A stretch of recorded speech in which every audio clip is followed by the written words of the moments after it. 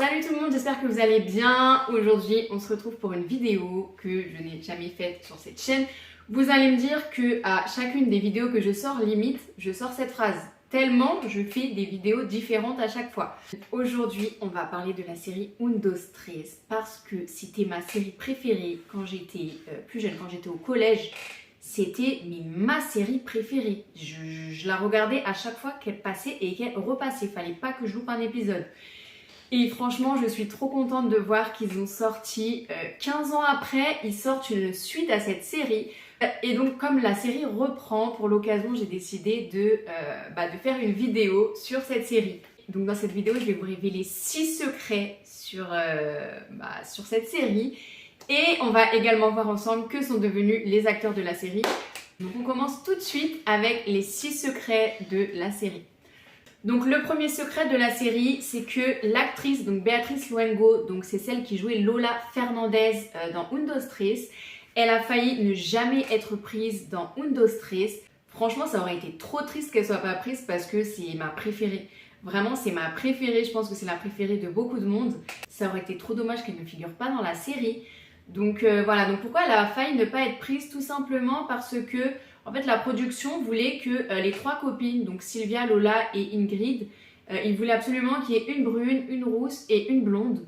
Donc ils avaient déjà choisi Sylvia et Ingrid et Lola, fallait logiquement que ce soit une blonde.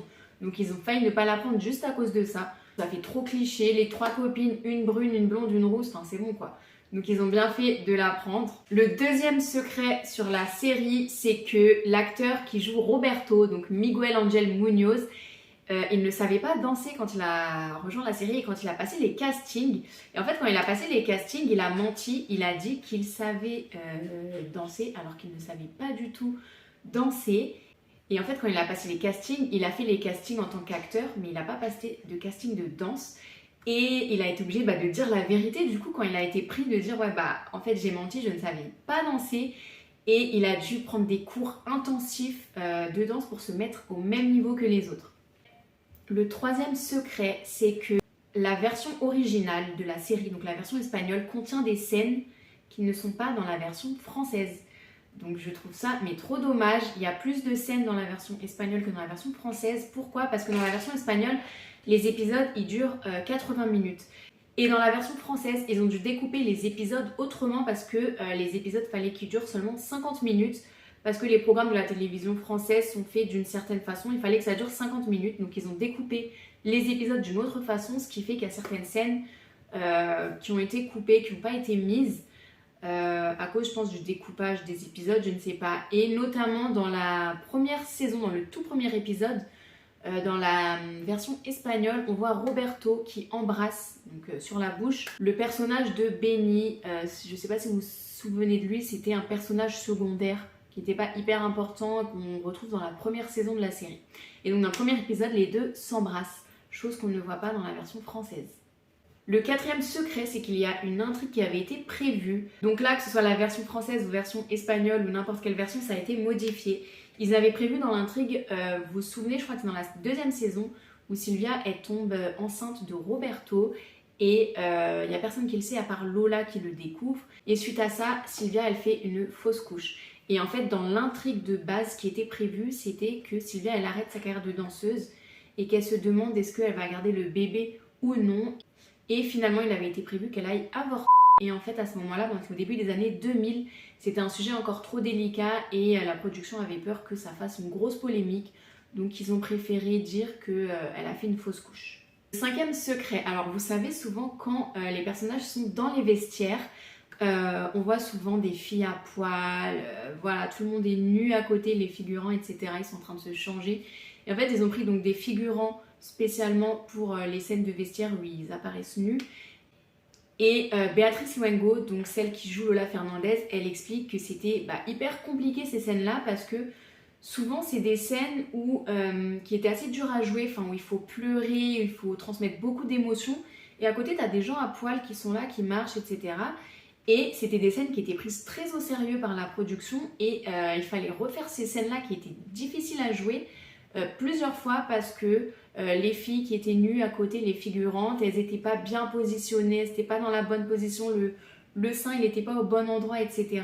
Et du coup, il fallait rejouer ces scènes, sachant que c'est les scènes où tu pleures, etc. Enfin, j'imagine que c'est les scènes, ça va faire partie des scènes les plus difficiles à jouer. Et à chaque fois, il fallait rejouer les scènes juste à cause de ça. Et le 6e secret, c'est que quand on voit des chorégraphies dans la série Un, Dos, Tres, donc quand on voit les chorégraphies, ça dure 2 minutes. Hein. On regarde, on est là pendant 2 minutes, on se dit voilà, ils ont dû prendre 10 minutes à tourner ça. Et en fait, ils prenaient 5 à 6 heures.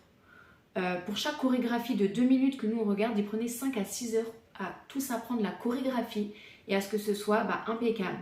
Donc 5 à 6 heures d'apprentissage pour 2 minutes de visionnage pour nous. Donc voilà pour les 6 petits secrets de cette série. Maintenant, on va passer à que sont devenus les acteurs. Bien sûr, je vais garder ma préférée pour la fin. Et on va commencer avec celle qui joue Sylvia. Donc il s'agit de Monica Cruz, c'est la sœur de Penélope Cruz. Donc qu'est-ce qu'elle est devenue suite à la série Un, Dos, Tres? Donc suite à l'arrêt de la série, Sylvia elle a continué sa carrière à la télévision et au cinéma. Donc elle est apparue que dans des séries et dans des films espagnols. Et c'est des séries qui n'ont pas rencontré énormément de succès. Et pour ceux qui ont connu un succès, c'était principalement vraiment un succès qui est resté en Espagne. La notoriété de Monica Cruz n'a pas vraiment dépassé l'Espagne. Et par contre, elle a joué dans un film italien qui s'appelle L'Enquête Sacrée. Et ce film dans lequel elle a joué a reçu un prix à un festival en Espagne qui est l'équivalent du Festival de Cannes. Et d'ailleurs, lors de la remise de ce prix, donc le film a gagné un prix et elle aussi, elle a gagné un prix dans le rôle de la meilleure actrice. En 2008, vous savez, il y a le film Astérix et Obélix aux Jeux Olympiques qui est sorti avec Gérard Depardieu notamment. Et Monica Cruz, elle faisait partie justement, elle faisait partie du casting et elle jouait le rôle de Esmeralda. Dans le film, elle était censée être une danseuse qui séduit les Gaulois et elle l'a fait, mais il se trouve que la scène a été coupée au montage. Donc c'est trop dommage parce qu'on ne le voit pas dans le film alors que elle a joué dedans quoi. Donc je trouve ça trop dommage, j'aurais trop aimé la voir dans un film français. En parallèle de sa carrière d'actrice, elle a également lancé une collection de sacs. Donc avec sa sœur Penélope Cruz, elles ont toutes les deux lancé une collection de sacs au Japon pour la marque Samantha Kawasa, il me semble que c'est comme ça que ça se dit. Et suite à ça, Monica Cruz, elle a sorti encore 2 collections de vêtements. Elle a également fait du mannequinat suite à ça et elle a tourné dans plein de publicités et notamment une publicité avec Nintendo dans laquelle elle a tourné avec Penélope Cruz, sa sœur. En 2018, elle retourne dans le monde de la télévision et elle apparaît dans une série qui s'appelle Velvet Collection dans lequel elle joue le rôle d'une danseuse de flamenco. Et sinon, côté vie privée, elle est sortie avec Miguel Ángel Muñoz, donc celui qui joue Roberto dans la série. Elle est vraiment sortie avec lui aussi dans la vraie vie.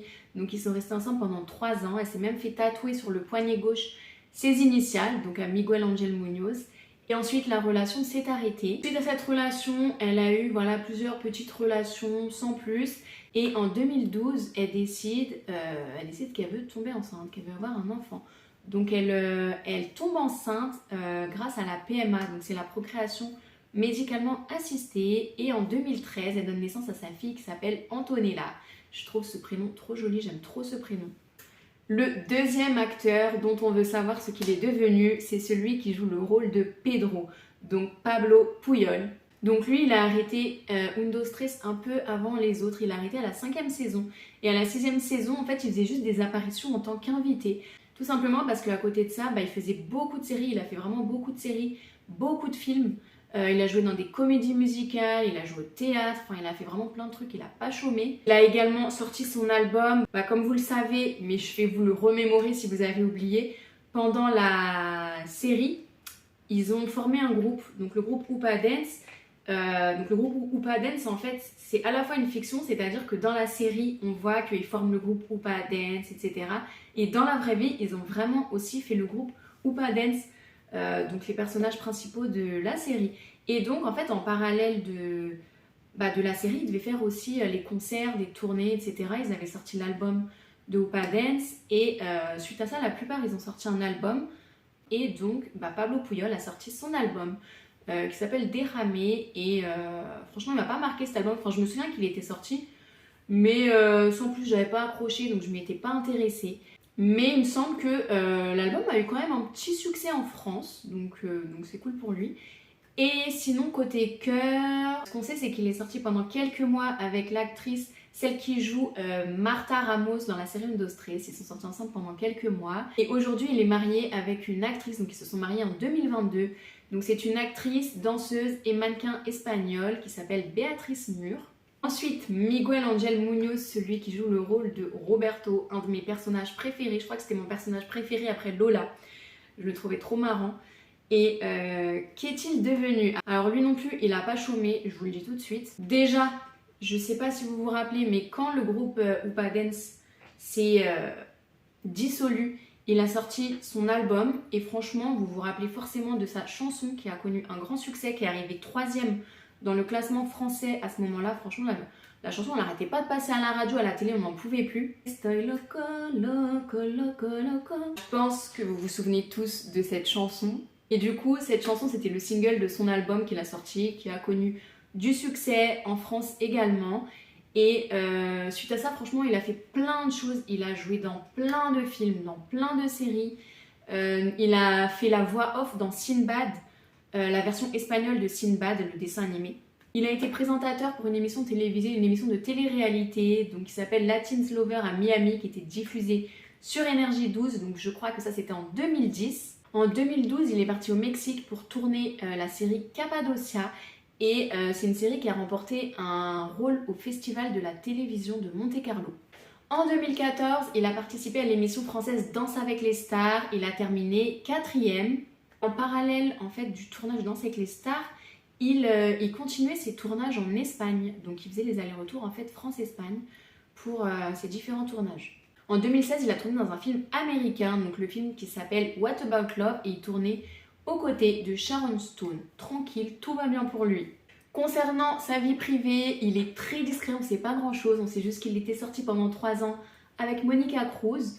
Mais suite à ça, on ne sait pas vraiment ce qui s'est passé, ni ce qu'il en est aujourd'hui.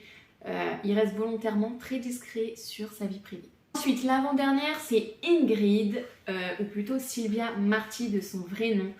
Elle, c'était le personnage que j'aimais le moins, je sais pas, je la trouvais agaçante. Donc suite à la série, elle a joué entre 2005 et 2015, elle a joué dans 5 films. Et entre 2006 et 2022, elle a joué dans 11 séries. Elle a fait également du théâtre et elle a sorti une marque de vêtements qui s'appelle Les Rousses, qui est une marque de vêtements dite méditerranéenne. Enfin, c'est comme ça qu'elle décrit sa marque de vêtements. Enfin, la meilleure pour la fin, Béatrice Luengo, qui jouait le rôle de Lola Fernandez. Après la dissolution du groupe Upa Dance, elle a sorti également son album, tout comme Pablo Puyol et tout comme Miguel Ángel Muñoz. Son album qui s'appelait Mi Generación, et je sais pas si vous vous en rappelez, je me souviens qu'il n'avait pas eu trop de succès. Il y avait un single qui passait un peu à la télé, c'était Lélé Lélé, mais sinon sans plus ça n'a pas eu trop de succès. Et moi je me souviens que l'album je l'avais eu, je me l'étais fait offrir à Noël. J'étais super contente et franchement moi j'ai adoré son album, mais même aujourd'hui encore je l'aime toujours autant son album. Je trouve que c'est un style musical, je saurais pas comment vous le décrire. Il y en a qui disent que c'est de la pop espagnole. Moi, pour moi, c'est pas de la pop, c'est vraiment un style musical que j'ai entendu nulle part ailleurs. J'ai jamais entendu ce style ailleurs. Donc c'est pour ça que j'aime vraiment beaucoup l'album qu'elle a fait. J'ai vraiment l'impression que c'est un truc qu'elle a fait pas pour faire du commercial, mais vraiment elle a fait... elle a mis tout son talent, elle a mis toute son âme dedans et elle voulait quelque chose qui lui ressemble, qui soit joli sans se soucier trop de l'aspect commercial. Je sais pas si vous voyez ce que je veux dire. Mais l'album n'a pas eu tellement de succès et il y a eu une deuxième réédition de l'album qui a connu un peu plus de succès en France. En fait, elle a juste modifié l'ordre des chansons, elle a fait 2-3 modifs. Et suite à cette réédition, il y a 130 000 albums qui se sont vendus en France, ce qui n'est pas si mal que ça.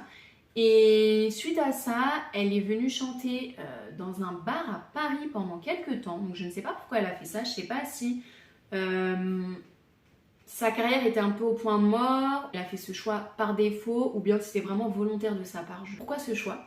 Et d'ailleurs j'aurais bien aimé avoir l'information à l'époque parce que j'aurais été certainement dans ce bar pour l'avoir chanté à Paris.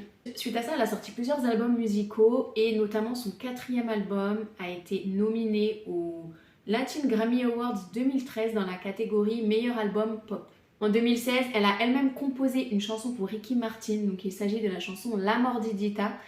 Et suite à ça, elle part s'installer en Amérique pendant plusieurs années. Donc après avoir passé quelques années en Amérique, elle revient en Espagne et elle y tourne une émission télévisée dans laquelle en fait des personnalités espagnoles un peu connues doivent imiter des personnalités très célèbres et elle arrive jusqu'en finale et elle échoue en finale. Et l'année suivante, il y a son producteur qui la propose à l'Eurovision pour représenter l'Espagne, mais malheureusement elle n'a pas été retenue parce qu'ils ont dit qu'elle n'avait pas le profil recherché pour représenter l'Espagne. Ensuite, quelques mois plus tard, elle publie un essai sur les muses tombées dans l'oubli. Donc c'est un essai qui est un peu féministe. Côté sentimental, Beatriz Luengo s'est mariée avec Yotuel Romero. Donc il s'agit de l'acteur qui joue dans Un, dos, tres le rôle de Pavel. Donc ils se sont mariés en 2008, ils sont toujours ensemble. Ils se sont même mariés une deuxième fois. Après 13 ans de mariage, ils ont réitéré leur mariage dans un autre pays. Ils ont eu également 2 enfants ensemble. Ils ont eu D'Angelo, je trouve ça trop mignon comme prénom, D'Angelo qui est né en 2015 et Zoé qui est née en 2021. Voilà pour cette vidéo qui se termine. C'est la première fois que je fais ce type de vidéo, donc dites-moi en commentaire ce que vous en avez pensé. Est-ce qu'il y a des choses que j'aurais pu ajouter, améliorer ou autre? Voilà, j'espère que ça vous aura plu et on se retrouve bientôt. Salut!